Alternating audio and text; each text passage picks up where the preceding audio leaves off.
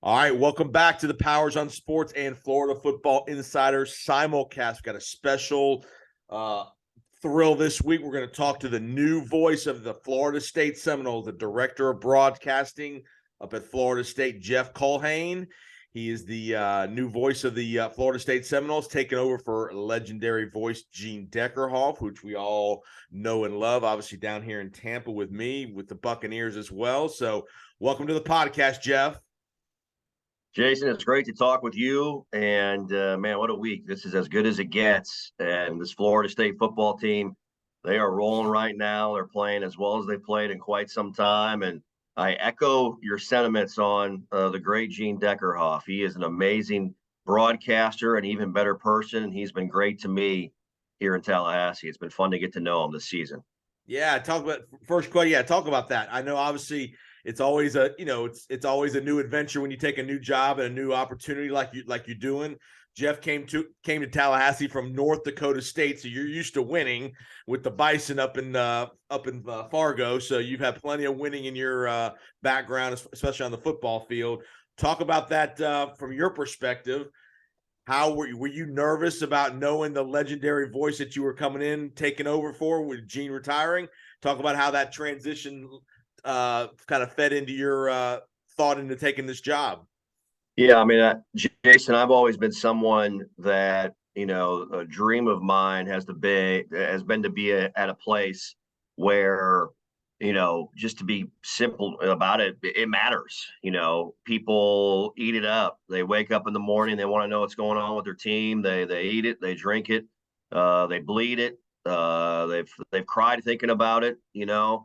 That's always been my dream, to be at a place like that. And, Gene obviously has been someone that, for us in the business, you gravitate towards, even if you're not someone from around the area. I listened to Gene Deckerhoff and bar none and Tom at many different stops during my career. I've been in Lincoln, Nebraska, Morgantown, West Virginia, as you mentioned, Fargo, North Dakota. I was cutting my grass Labor Day weekend of the Notre Dame game in Fargo, listening to Gene and William and Tom call the game. Right. And so, Florida State's always been a place, obviously, that is one of the great brands, if not the best brand in all of college athletics. And, for me, North Dakota State was an absolute fantastic place. It was close to family for me. The people there are amazing. The administration and the coaches and the student athletes were unbelievable. But Florida State is a whole nother animal. And so I guess to answer your question, was I nervous? No. Anxious, excited? Sure. Definitely a little bit of that going on. I got the question, are you scared about doing this? This is what I've dreamed about for my entire life. Why in the world would I be scared to achieve my dreams? And so certainly there is a challenge when you follow somebody as great as Gene with his longevity, because that's not really the case anymore, really anything that anybody does, right? And so the challenge is to slide in, and you want to make everyone feel, as they listen, as if there's nothing different and there's not a huge change. And that's been my goal here in this first season. Yeah, I think you've done a great job. Listened to you several times with William Floyd, who I was a teammate with a long time ago. And but yeah, how do you again, you have to, like you said, you have to be yourself. You have your own style of broadcasting and how you present the game and present the story of the game. How fun has it been for you to be involved with such winning? Fargo, you guys were unbelievable with the Bison. Florida State, you've kind of joined here on the uptick here when they've got back to their winning ways. How fun is that as a broadcaster, as opposed to when you're a 3-8 team or you're struggling and all that kind of stuff? Oh, it matters. I mean, it really does, especially in for me, as the new guy taking over, that is a huge component, even though I have zero to do with anything on the field. But if people want to say, hey, I brought a little magic with me. I'll take that, I guess. Yep. I'll run with it a little bit, but no, it's tremendous. I mean, you want to be a part of games where people care, and winning is what leads to all of that. And the LSU game early in the season, that was an amazing moment. Early on, with an unbelievable finish that we'll always remember, and nobody will ever forget. Getting off to the 4-0 start, was fantastic. And I understand the trepidation about getting too excited from Noles fans, because it's been tough here the last 6-7 years. I understand that, but I've been lucky enough to be at places where winning is expected, and so I guess my background or my thought going into every game is I expect our guys to play well and win, and I expect myself, when you ask about my style, I expect to call the game as if it's one of the biggest games that you're going to hear, and to have a winning style of broadcast. And so prepare the same way every week. Have kind of like my schedule I like to get to. With a 3-year-old and a 5-month-old, that schedule changes quite a bit, and it's really never my time anymore. But we get the job done, and it's been a blast to work with bar none and Tom and our entire team. They're an amazing crew, and they've kind of welcomed me back like a long lost family member, just catching up off of missing old time. So speaking of that, obviously when you move to a city like Tallahassee, and you're a young guy with a wife and a couple young kids, you're moving into a new community, a new everything, where the voice of the team, there's not a pro team in town. The voice of the team is a big deal. You're a guy that people are going to recognize or walk at Publix or at the grocery store or at the restaurant. How is that that played into your transition into Tallahassee? Oh, it's been great. People here, you're like, moving's never fun. No one ever wants to move, ever, even across town. It's not a whole lot of fun, let alone across the country, especially with young kids and a newborn, right? And so my wife has been unbelievably amazing for our family, and she's been a rock star. But people, the fans, friends, they've been unbelievable, Jason. I mean, I talked about how great the people in Fargo were. The people in Tallahassee have been amazing, so welcoming when they didn't have to be. I mean, not everywhere would be like that. They would, I think, probably make you earn your stripes. Sure. To a certain degree, and there's still plenty of people that you have to earn the trust, and that's what, in a lot of ways, that's what drives you to continue to be ready and be good when the lights come on and the mic turns on, right? But I was blown away. I was blown away by the acceptance. I was blown away by everybody being as kind as they were, and essentially welcoming me into the family even before our first game. So I can't ask for anything more from the people here. It's been so great to get to know everybody and say hi to people out in public. I love it. I think it's fantastic, and I look forward to it for many, many years to come. It's got to be pretty nice this time of year when it's about 75 degrees as opposed to about 20 below. Yeah, Jason, I figure we get to the weather at some point. I married up in life, brother, and married up in weather as well. And so, again, I love Fargo. I didn't love Fargo this time of year, so I'm loving life right now, baby. Loving it. All right, let's get down the football field a little bit. Seminoles have had a really good year.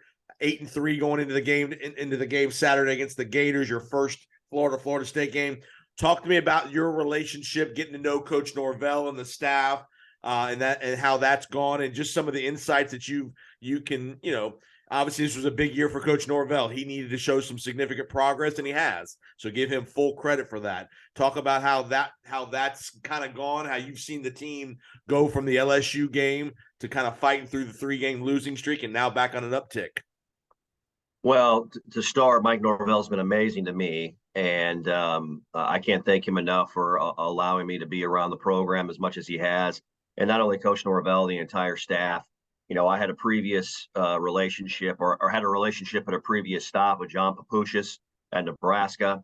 And so JP and I have known each other for a while, played some golf back in the day, and it's been great to connect with him and know a familiar face around here. Alex Atkins, Adam Fuller, those two have been unbelievable, as well as everybody on the staff, support staff as well, have just been, you got fantastic people.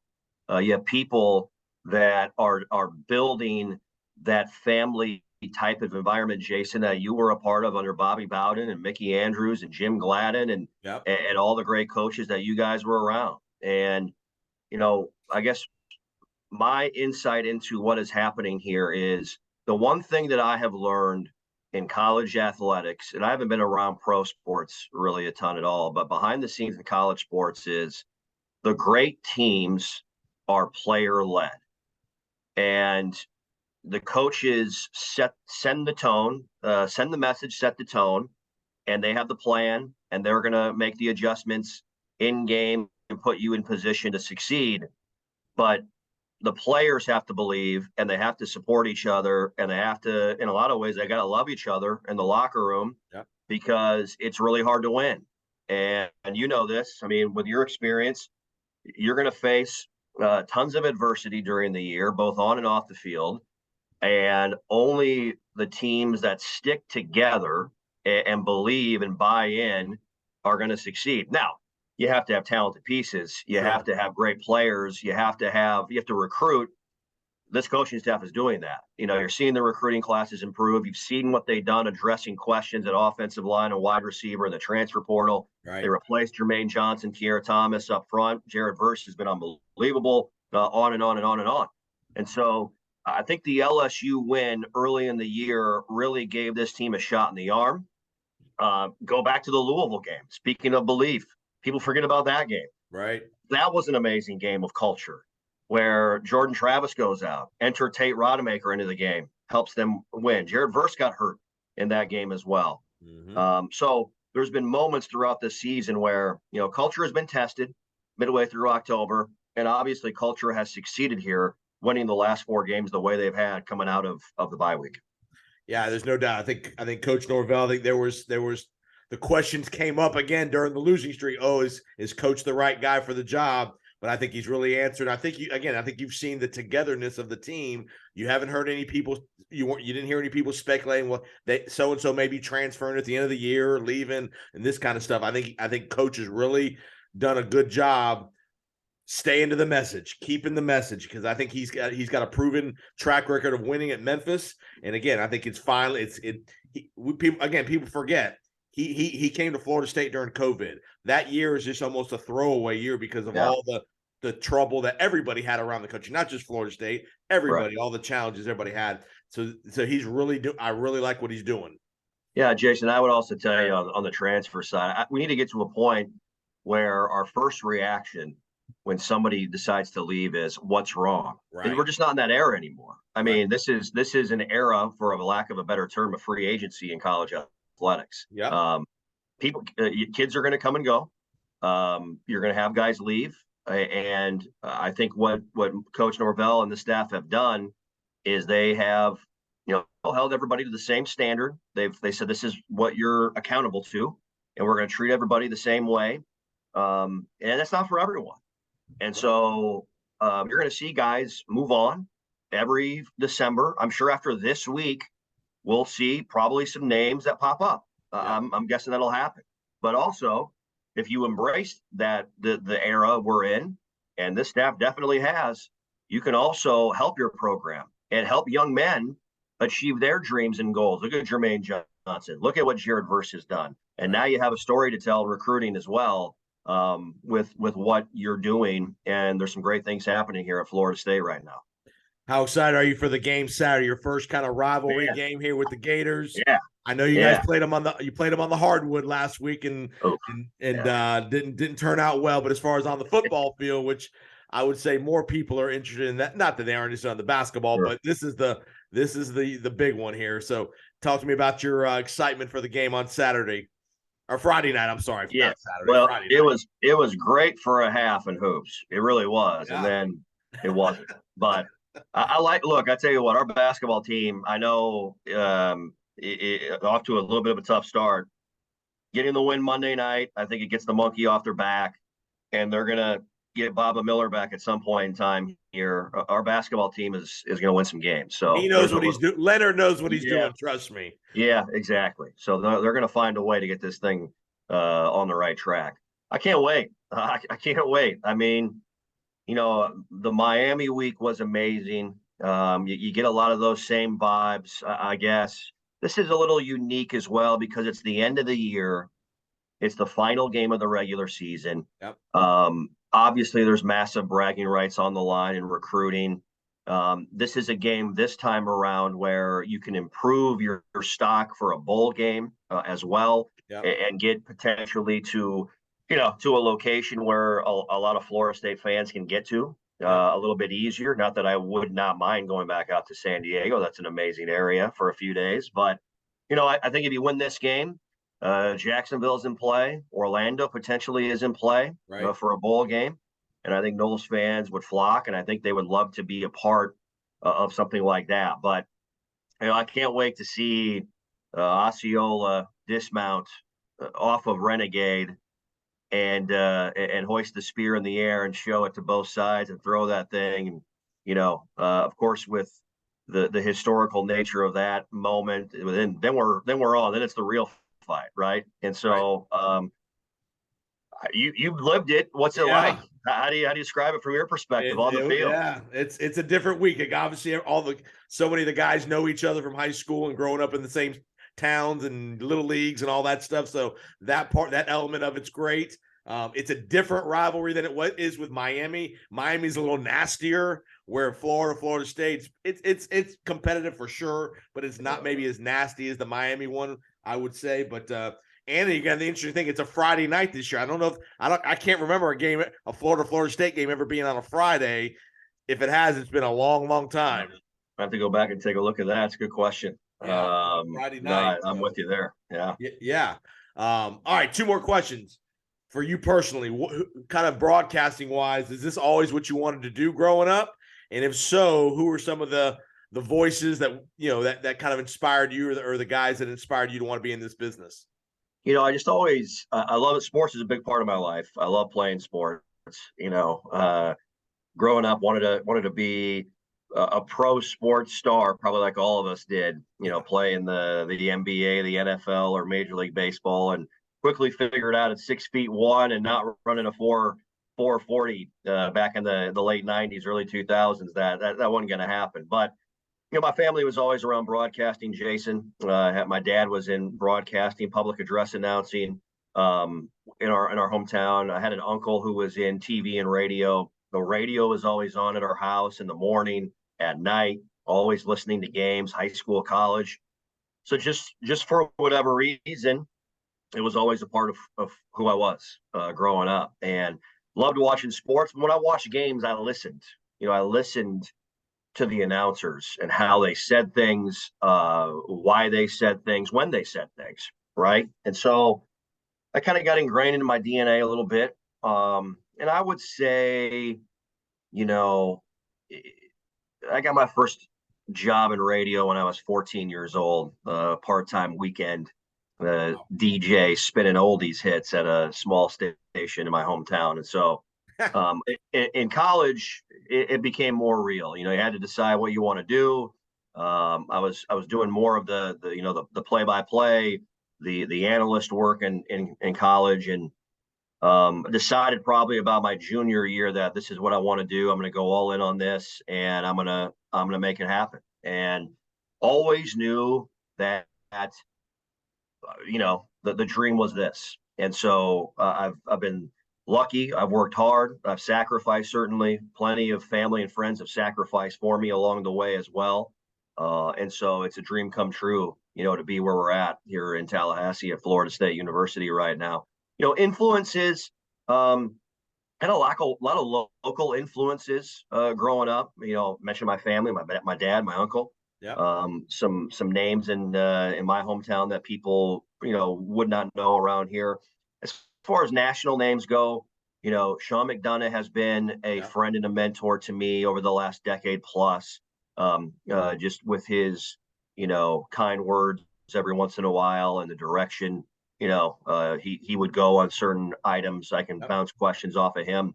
A guy that I don't know that I would love to meet, that I know is a great guy and is an unbelievable play-by-play announcer, is Kevin Harlan. I mean, Kevin Harlan to me, you talk about having that it factor, and some guys are born with it, and some guys you just there's nothing you can do. Kevin Harlan has a voice that is you can't duplicate it, Yeah. right?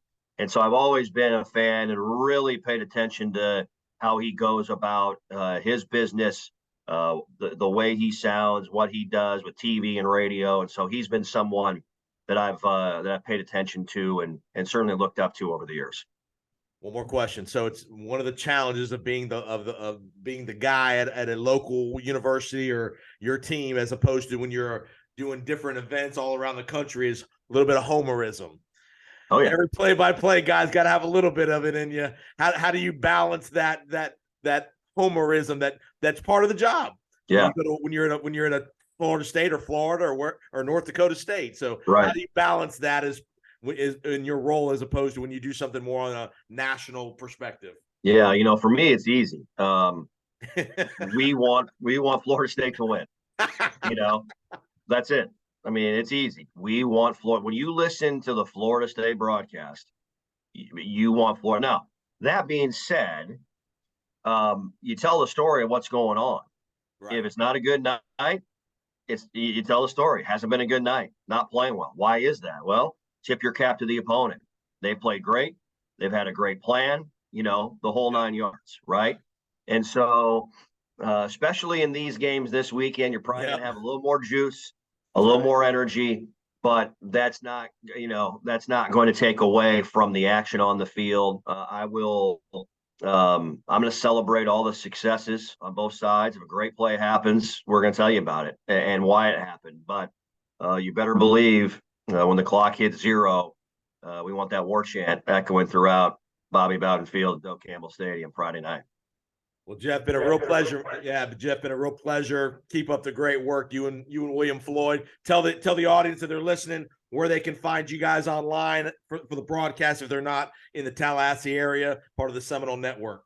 Yeah, easiest way, Jason. Thanks for doing that. Easiest way, download the FSU Game Day app, free to download, and you can listen to all of our broadcasts there. It's a great app for Florida State fans if you don't have it already.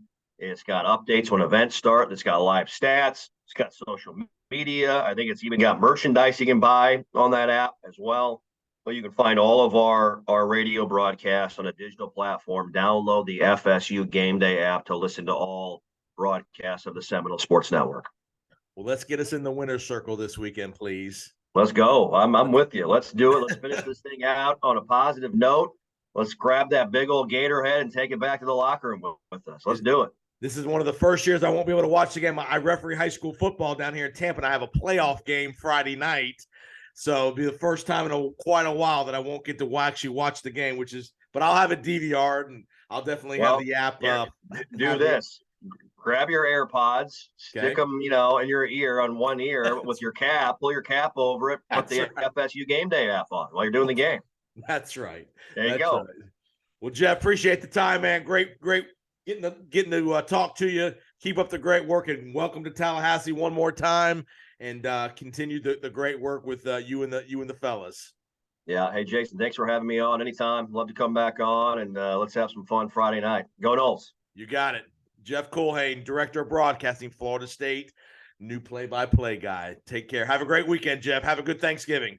Thank you. Happy Thanksgiving.